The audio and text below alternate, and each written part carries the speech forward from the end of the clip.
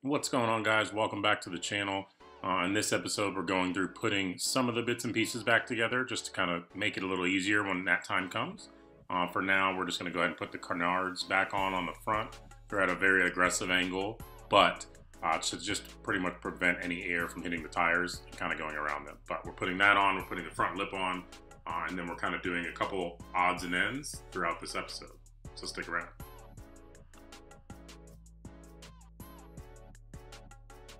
We're gonna go ahead and put this up. Hang on, I didn't even say what this was. This is just for a USB for the cigarette lighter, so that way I actually have a couple extra ports, charging ports, things like that for GoPros and whatnot.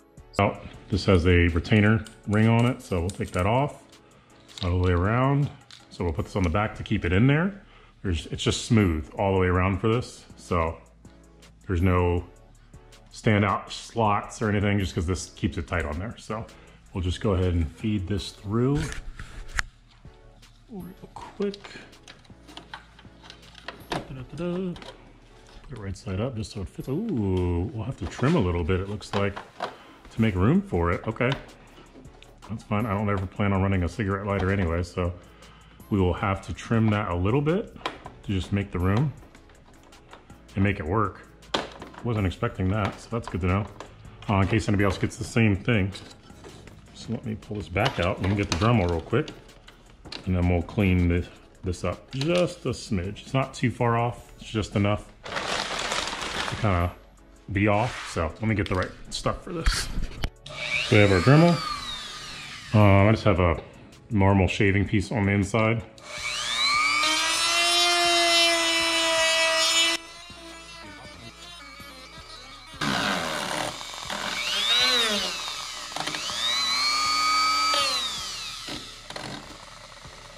Oh, this sounds like it's dying.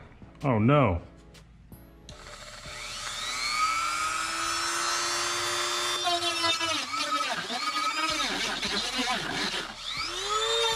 You can hear it. Oh, it's sparking. Oh, can you see that? Sparking out on the inside, so we're gonna need a new one of those coming in the near future.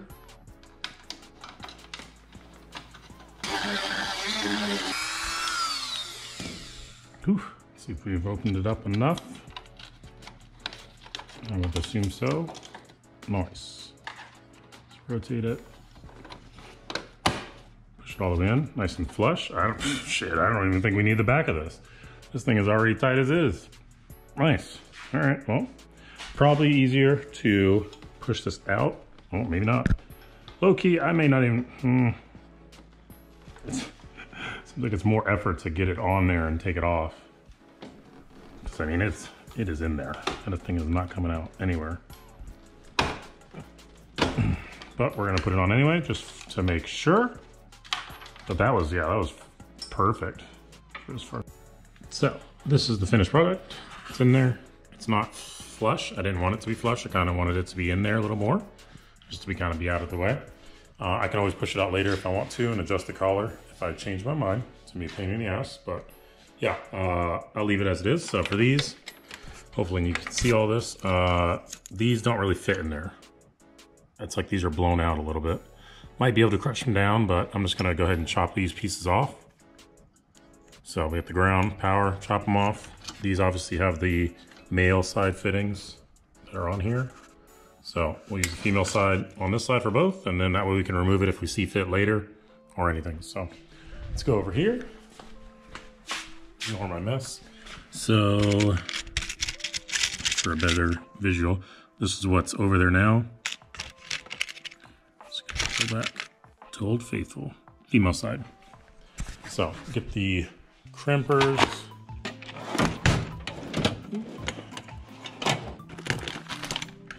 Cut it, crimp it, golden. I already cut it, so whoops. Moving too quick. So cut this, we'll strip this. These are automatic wire strippers, so it auto adjusts. So you don't need to do anything with it. I don't remember where I got these from. I think Harbor Freight has some too, but yeah. Cut those off. You could solder these on. I'm not going to. I'm just going to use these crimpers. Let me go get what I use to crimp stuff. Everyone has their flavor, I'm sure, but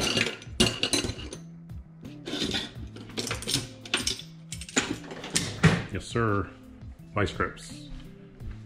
Get it as tight as you can get it. It's in there. See, it's in there. Move it over. I should heat shrink these. That's what I'll do.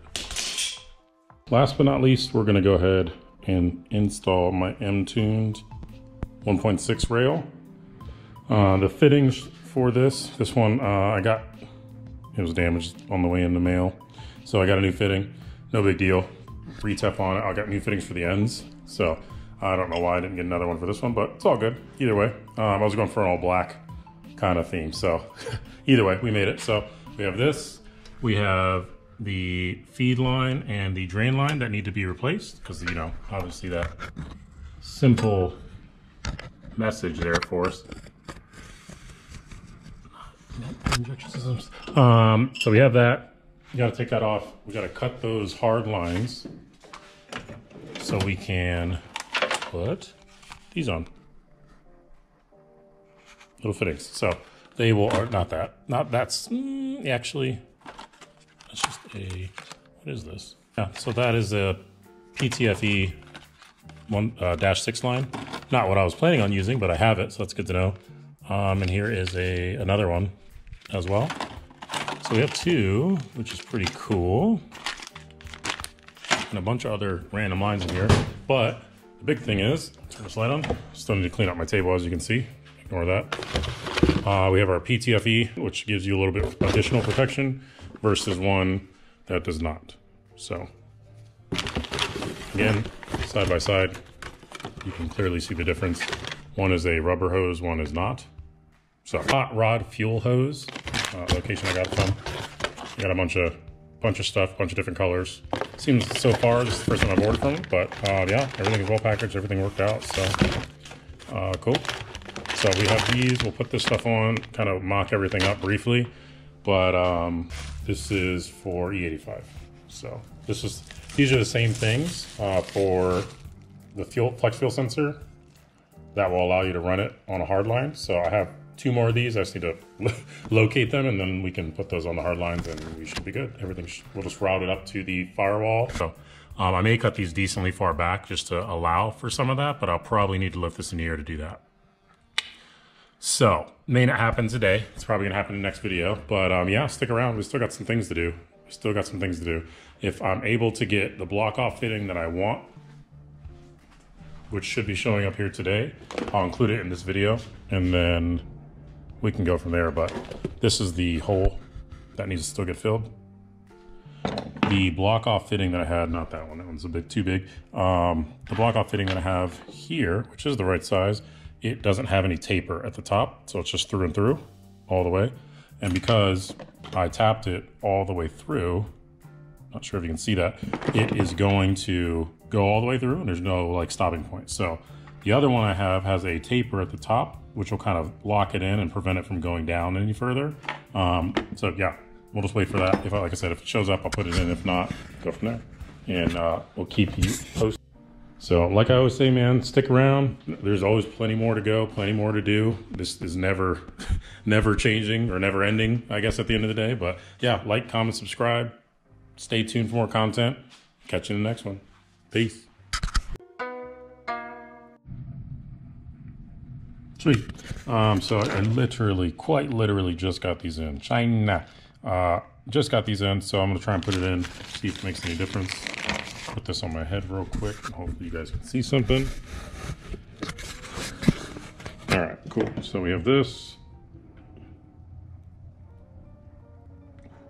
Oh yeah, that's gonna throw it there beautifully. Let me.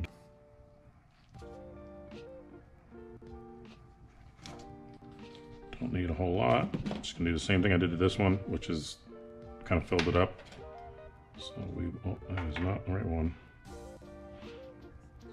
This up edges.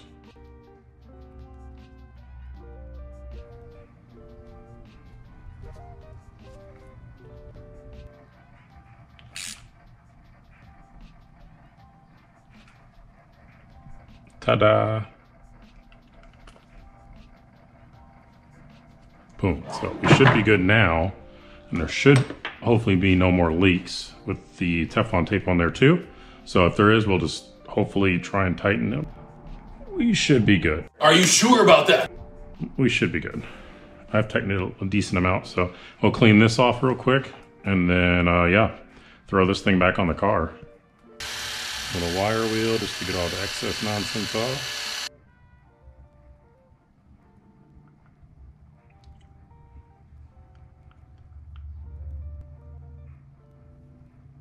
Cool. Same stuff I used on the oil pan. Max Flex. Cool.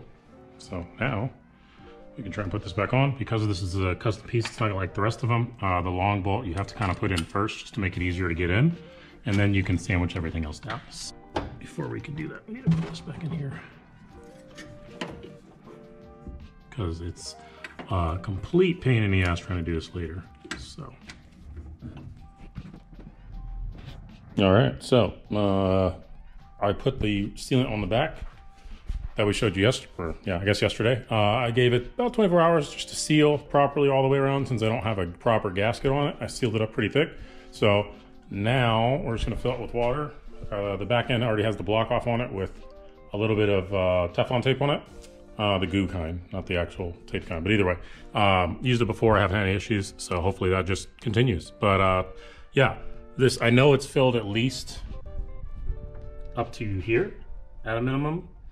But yeah, let's just see. I'm just hopeful it doesn't leak out the back and then we'll go from there. But putting some just normal drinking water because I don't have any more distilled. I've recycled it enough and it's spilled out all the way throughout. So now,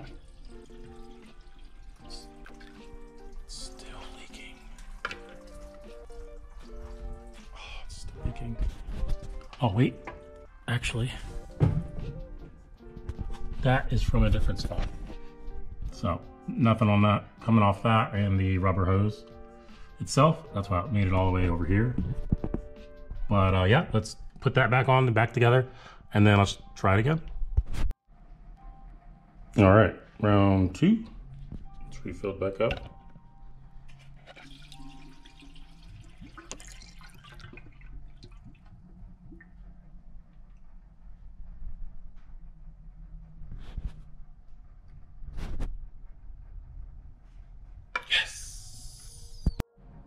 And then fixing all the vacuum lines I was messing around with before. I'm sure there's a giant, oh, here it is. Yep, vacuum leak, you know, normal stuff. So it was for my boost gauge solenoid. So yeah, gotta plug that back in so the car actually runs properly. Last time I ran it, I was like, what's going on? But yeah, let me put this back together and then I'll fire it up real quick. I'm not going to fire it up for long. I just want to make sure that it actually runs like it should again. After I put this back on, and then I can just get distilled water and we're in the money. And of course we have our trusty steed, Lucianne. Hi, Mama. Always here, always nice, always prepared. Well, not so nice, but always prepared. That's my baby. Always by my side when we're in the garage now. I don't know when this became a thing, but it's okay. No complaints from me. So let me, I probably should put this back on so we don't get any water coming out of that. I'm sure that's gonna spill for a second. So let me finish that too, and then we'll be good. Let's see what we got.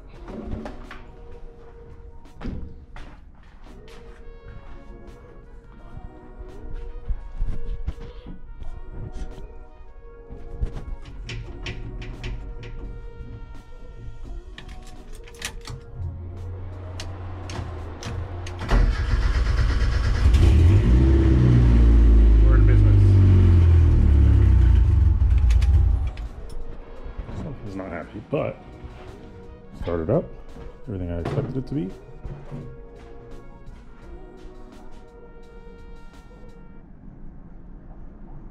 Oh, cool, temp sensor's not on. I'm gonna put that on. Round 1,524.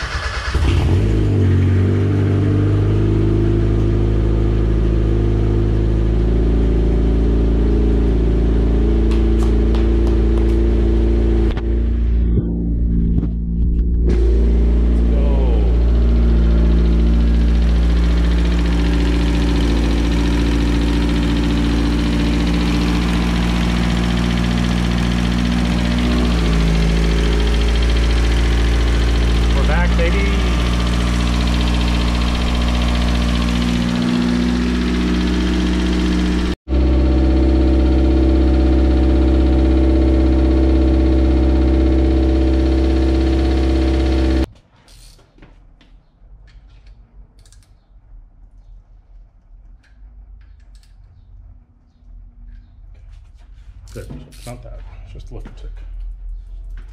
Probably just heard what I said, but go to store, get some distilled water, empty this out, fill it back up, runs fine, start it up, warm it up, go baby. We got all of the distilled water, so we're gonna go ahead and throw that in there. Keep it going. Reason you don't really want to use like normal drinking water, even though it says it's purified, it's still going to have impurities in it. So this, and crack this off, and then we'll start knocking this shiz out. Fill it up a little bit.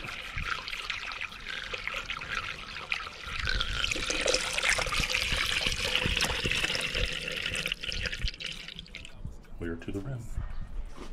So it's overflowing here, which is no big deal, because we have our little tray at the bottom. So now, close this.